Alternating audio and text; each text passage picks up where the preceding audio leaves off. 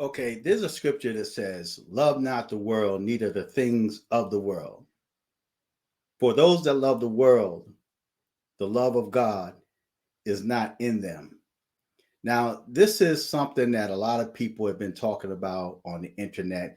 It's interesting that when a pastor does something or a church does something that's out of um, God's will, then the internet goes crazy, and now people are bashing the church. And you know what? I think worldly people or secular people are weird to me because when the church is doing what they're supposed to do, then the world is quick to say, "Don't judge me," right? The world is quick to refer to you as a holy roller. And when someone calls me a holy roller, I let them know that I'm holy, but I don't roll, right?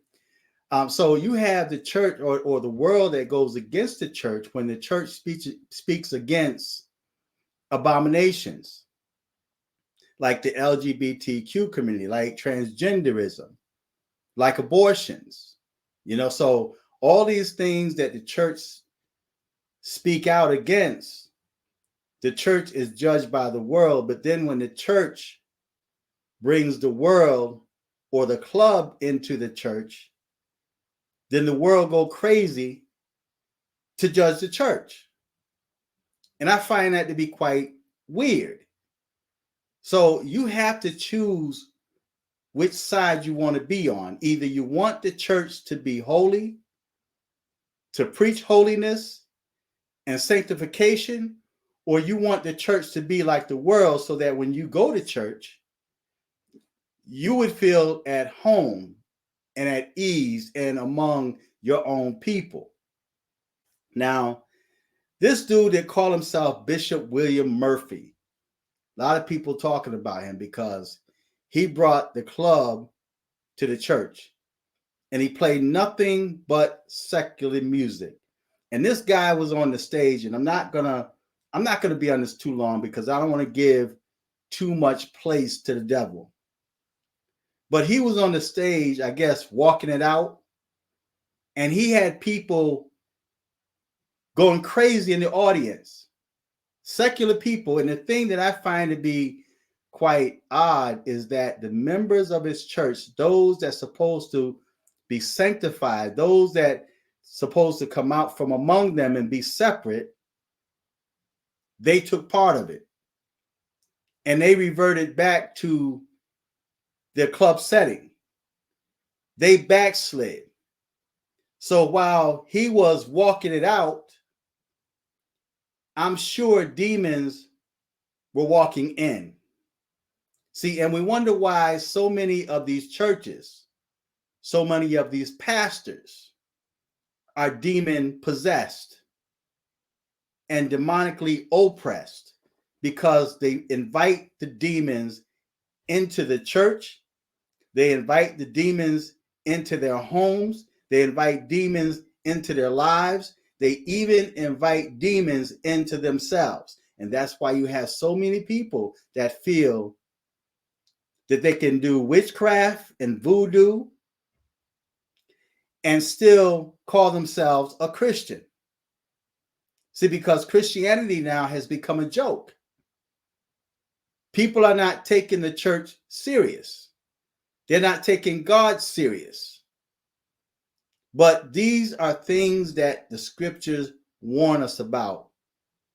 The scriptures let us know that there will be false Christs and false prophets and false teachers and preachers, and that they will deceive many. But you have to be careful to not allow yourself to get caught up into that. Now, people that are trying to serve God in that church, when that happened, when they started talking about bringing the club to the church, that's when you should have started trying to find yourself a new church home. Okay? But by you remaining there, I would not doubt it if in that church you will start seeing more demonic possessions going on, that now the preacher don't really have the power. nor is he equipped to get rid of those demons. We saw what happened in Geno Jennings' church. The dude came there whether he was faking or not, but Geno Jennings could not cast that demon out. And if the dude was faking, Geno Jennings did not have enough discernment to be able to discern whether or not that he was being fake. So this is just Bible prophecy. And it's really nothing to talk about because these are things that the Bible said that were going to occur. So it should not be a big shock that now we're starting to see all of these preachers, T.D. Jakes, Creflo Dollar, and who else is it? Carlton Pearson, which he's now passed away. But now we're starting to see all of this demonic activity going on. These pastors messing with not girls. Because there used to be a time when people talked about how the pastors were sleeping with the women in the church. Nowadays, they're going after the little boys. So they're just being made manifest. What's done in the dark will come to the light. See, and their deeds are being made manifest. What's done in the dark will come to the light. So feedback, tell me what you think. Till next time, I'm fearless.